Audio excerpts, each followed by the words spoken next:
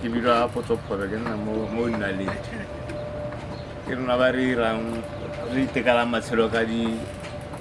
dipolanga tse di bona tse re di thula-thula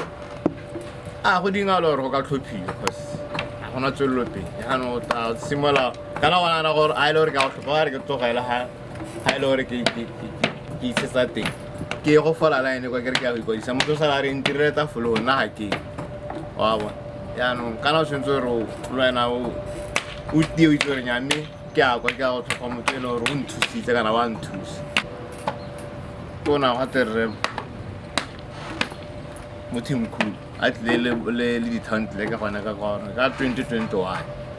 ba re promisa gore ba re direla madirelo ka go saeneng ele a tamoeng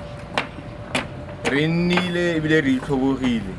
e le gore ba re promisa batho ba re iretse warehouse e ta re kgaogana ka digroupunyana gongwe le tsa mathuthuthu e ba re tsenyetsa di-machine le gompieno